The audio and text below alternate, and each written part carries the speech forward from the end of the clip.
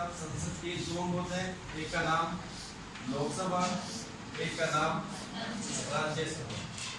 और क्या संसद के अंदर दो अंग होते हैं या तीन होते हैं? प्लस राष्ट्रपति। कौन सा आर्टिकल है? 79। आर्टिकल 79। अब नंबर 3 आता है बिंदु चुनाव कि लोकसभा के जो मेंबर होते हैं उनका चुनाव किस प्रकार से किया जाता है, या फिर जो राज्यसभा होती है उनका चुनाव किस प्रकार से किया जाता है। तो विद्वान साथियों, लोकसभा के जो मेंबर होते हैं उनका चुनाव भारत की जनता के द्वारा यानी हम लोग करते हैं, प्रत्यक्ष तरीके से किया जाता है। मैंने यहाँ कर दिया जनता द्वारा प्रत्यक्ष निर्वाचन। चलिए अब देखिए, एक चुनाव होता है प्रत्यक्ष, एक होता है अप्रत्यक्ष, जिसमें मतदाता सीधे चुनाव में भाग लेता है वो तो कहलाता है प्रत्यक्ष, और जिसमें किसी के द्वारा चुनते हैं वो कहलाता है अप्रत्यक्ष। तो जो लोकसभा के जो मेंबर हैं 545 या 552 जो भी है, उनका चुनाव जनता के द्वारा प्रत्यक्ष रूप से किया जाता है। ठीक है, और संविधान में स्पष्ट तौर पर ये प्रावधान किया गया है कि इनके चुनाव की जो प्रणाली होगी वो होगी first post the past system. First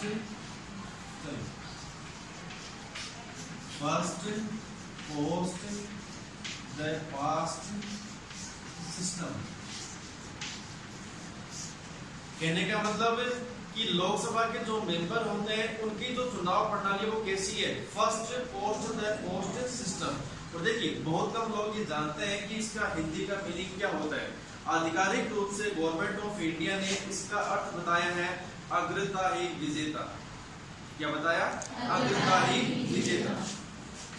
और अभी ये किया है अभी 3 साल पहले, बाकी इस बारे में कोई स्पष्ट डायरेक्शन थी नहीं पहले। अग्रताही विजेता।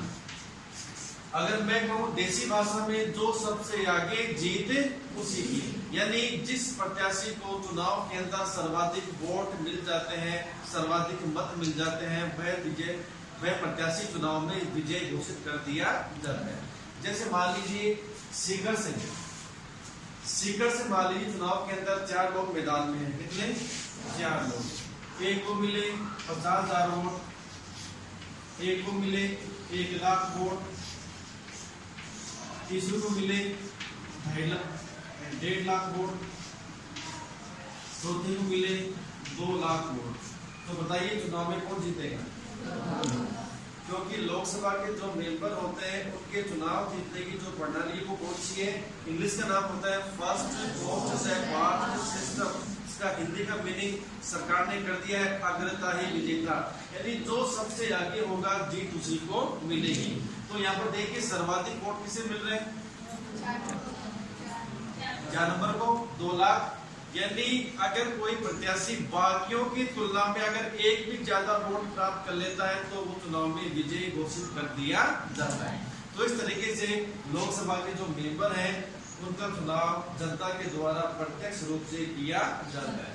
और देखिए, ये जो प्रणाली है ये लोकसभा के मेंबर के लिए या विधानसभा के मेंबर के लिए, दोनों के लिए यही प्रणाली काम में ली जाती है। और विशेष तौर पर सरपंच के लिए भी यही प्रणाली काम में ली जाती है। तो याद कर लेना, लोकसभा के मेंबर, विधानसभा के मेंबर और स्थानीय स्वशासन के अंदर सरपंच के पंच के जो चुनाव होते हैं उनके लिए first post the post system यानी अग्रताही विजेता, ये चुनाव प्रणाली काम में ली जाती है। अब जरा बात कर लें कि साहब राज्यसभा का चुनाव कैसे होता है। तो मेरे विद्वान साथियों, इनका चुनाव जनता के द्वारा होता है लेकिन प्रत्यक्ष तरीके से नहीं होता। आपको मैंने कहा था कि प्रत्येक राज्य के अंदर क्या होती है, व्यवस्थापिका होती है। क्योंकि हमारे देश में क्या है, संघवाद है, सरकार तो हमारे देश में एक केंद्र की और एक राज्य की। अब चूंकि जब सरकार 2 है, इसका मतलब केंद्र के अंदर भी क्या है, व्यवस्थापिका है, और राज्य के अंदर भी क्या है, व्यवस्थापिका है। उसका नाम बताइए। विधानमंडल। हाँ शाबाश, उसका नाम था विधानमंडल। और इसके भी शायद 2 होते हैं मेरे ख्याल से, है ना? ये 3 होते हैं। अंक कितने होते हैं इसके? 2 या 3? भूल गया? कल पढ़ा था, साफ हो गया आपके दिमाग? चलिए कोई बात नहीं। इसके भी 2 अंग होते हैं, एक का नाम होता है विधानसभा, एक का नाम होता है विधान परिषद। देखो यहाँ पर, अरे बताया था मैंने आपको, मुझे याद है मेरे को, अरे मैंने बताया था आपको, लेकिन आप लोग भूल गए, आपको पता नहीं। तभी तो मैं कहता हूँ कि बेटा आप लोग वैद्यनाथ की संतुष्टि किया करो। क्यों? चलिए कोई बात नहीं, मेरी गलती है। जिस प्रकार सेंटर की जो व्यवस्थापिका है उसके 2 होते हैं, एक का नाम लोकसभा, एक का नाम राज्यसभा। लेकिन राष्ट्रपति को भी आर्टिकल 79 के द्वारा संसद का क्या बनाया गया है? अभिन्न अंग बनाया गया है। क्यों बनाया गया है? क्योंकि हमारे देश में क्या है? संसदीय शासन प्रणाली पाई जाती है। उसमें क्या होता है? सब कार्यपालिका और व्यवस्थापिका दोनों में घनिष्ठ संबंध होता है। राष्ट्रपति कौन होता है? कार्यपालिका का संवैधानिक प्रधान बोल दीजिए या कार्यपालिका का अध्यक्ष बोल दीजिए, वो कौन है? राष्ट्रपति। इसलिए दोनों को क्या मिलाया गया? दोनों को साथ में जोड़ा गया। इसी प्रकार विधानमंडल के अंदर भी इसके 2 होते हैं, एक का नाम विधानसभा और एक का नाम विधान परिषद। इसके साथ में एक व्यक्ति और है, राज्यपाल। इसका मतलब ये हुआ कि राज्यों के अंदर विधानमंडल का निर्माण विधानसभा, विधान परिषद और राज्यपाल से मिलकर होता है। बिल्कुल सेम है। यहाँ पे लोकसभा है, वही चुनाव, वही योग्यता है, बिल्कुल सेम टू सेम, वही कार्यकाल, चुनाव वगैरह सब कुछ सेम। कौन होगा? विधानसभा इक्वल इसके है लोकसभा की, और विधान परिषद राज्यसभा। दोनों में कोई अंतर नहीं है। यहाँ पे राष्ट्रपति है, यहाँ पे कौन आएगा? राज्यपाल। ठीक है। हमारे देश के अंदर वर्तमान में कितने राज्य हैं? 29। इसका मतलब ये हुआ कि हमारे देश में विधानसभाएं कितनी हुई? 29 हुई ना। इसके अलावा हमारे देश में संघ क्षेत्र भी है, कितने हैं? 7 में से 2 राज्यों में संविधान का अमेंडमेंट करके इन 2 संघ क्षेत्रों में विधानसभा की स्थापना कर दी गई है। उनके नाम है दिल्ली और पांडिचेरी।